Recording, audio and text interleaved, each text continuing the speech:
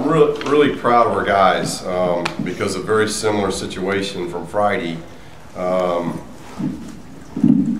Friday, we had a good lead, double-digit lead. They took the lead from us, and we weren't able to win. And tonight, same thing, double-digit win, our lead, playing really well. They make a serious run and take the lead from us, and we found a way to win. And very happy with that, because that's not easy. And getting a win after you lost, regardless of whether it's home or road, I've always felt like that's the toughest thing to do. And then here, we got a day off tomorrow. Maybe I'll have to sit and talk with Coach Broussard, who does our scheduling, because he's scheduled way over his head, I think, right now. Those are two really good teams, and I mean that. I think both Cal Poly and Monmouth are really good basketball teams, and in their respective leagues, I think they're going to present a lot of problems. Cal Poly's got a lot of seniors, a lot of guys obviously can shoot the basketball and play really hard. Played the game what you like to see it played, and I thought Monmouth was the same way. You had one team that attacked the basket in transition, and this team shot the three in transition. So we kind of got two different looks in this weekend as we go into next week and then to Maui to try to look at that, because we still got concerns obviously with our transition defense. But a lot of good play, and to switch that around, I hammered those guards over the last 48 hours, and you know, Aaron and Isaac and Bryce combined, I think, for 22 and 6 assist turnover, and that's vastly different than what happened the other night. And then so the result's different. 22 assists, 11 turnovers. That's who we are, and that's who we've got to be, and we got to develop that kind of consistency there. What were they doing that was giving you trouble with those transitions? Well, the hard part about non-conference scheduling and teams such as Monmouth and Cal Poly is that in Monmouth they had no forward. They played 7 guards and 3 centers.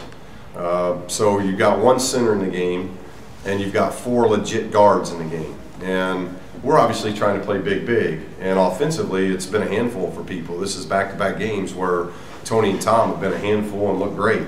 On the flip side, that becomes very difficult because we're asking Tony to do something that he hasn't done for 4 years. You know, he's guarded centers, and now not only is he not guarding a forward, he's guarding a guard. Same thing tonight. They go with 21 Meikle, the Gonzaga transfer, who's a very good transfer that they got, who's really, to me, a big guard. He might be a stretch 4 if you want to give him that, but he's a driver, he's a shooter, he can create his own shot. So you don't see a lot of that in our league, and you see a lot of that in the non-conference games because you're playing teams that are they're into small ball, and both of these teams were small ball, and we're trying to play big. And so it's going to take. I think that's going to take some time. And now that we have Jonah back, you can see the difference Jonah makes. He can stretch it. He can rebound it. He's a good passer. There's a lot of things that he does that will really help us.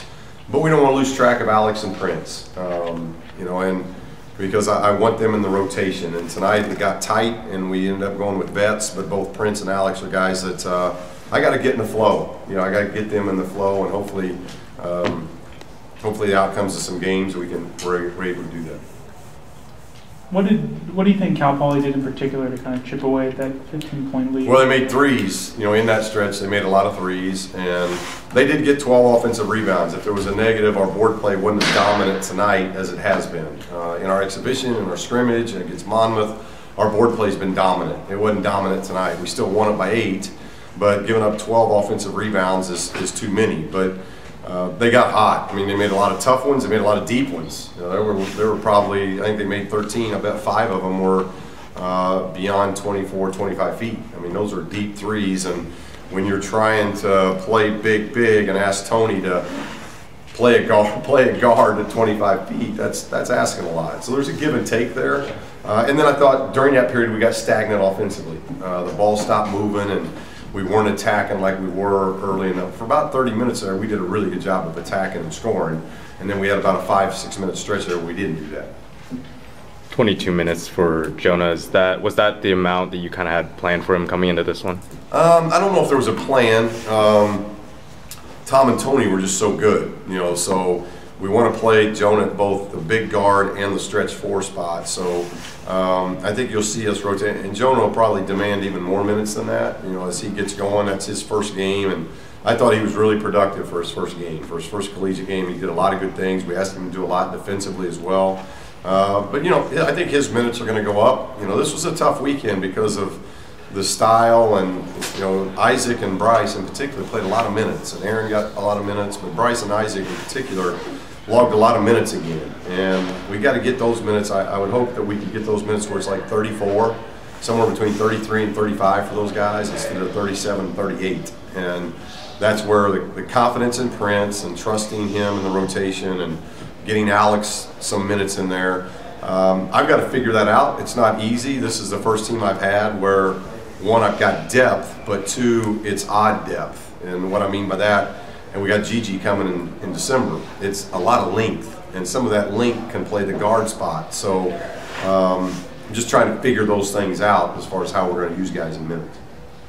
With the kind of weird matchup you mentioned with Tony, what's the balance there between you want to keep him sharp for the tournament, for league play when you see the bigger guys, but you also have some weird matchups when you're playing a smaller team. How do you balance that? Well, I think it's kind of who blinks first, and you know, if you can go big and make them blink first, or where they try to match you big. Unfortunately, the last two teams we played, they can't match us big, so they just keep throwing different guards out there, and they throw Meikle out there, and he all of a sudden starts getting going. Same thing happens in Friday night's game. It wasn't the starting guard that hurt us. It was off the bench. I think his name was Stewart. That kid came off the bench and got 19 on us. So it's kind of very similar as far as both games as who hurt us. But we'd like to play big. And having Tony and Tom get those minutes, if they're getting around 30 minutes, that means their production's really high. And I think in these two games, both of them have had great production. So we got to see how it plays out. We haven't had foul trouble yet. You know, that all dictates how we'll rotate as well. Coach, in the second half, Tony only had 3 points and 4 rebounds after a really strong first half. We talk about him having to guard guards. Do you think that kind of fatigued him a bit? He'd probably tell you, yeah, chasing guards probably fatigues him a little bit. But I thought he really had a presence, especially in the first half, and that was we were able to build a good lead. I think we had a 10-point lead and built that to maybe 15 at one point, and Tony had a lot to do with that stretch. And you know, he made some free throws there in the second half. He'd had even more points, but I thought he got us going in the way he rebounded and scored in the first half. With the similarities to last game until the final couple minutes, what do you see as the difference between last game and tonight? Well, we made some plays and we got some key stops. They took a lead and we didn't panic. We ran better offense. We got good shots. Made some free throws when we had to make some free throws, but we made some baskets too. And then we got some key stops. I thought we really grinded out defensively. You know, they probably went through a 3-minute period there where they weren't scoring after they took the lead. And then they made some bombs late when, you know, you're down 7, down 8, and you're just, you know, you're going to end up shooting a bomb, and they went in. I don't know if that was really bad defense on our part.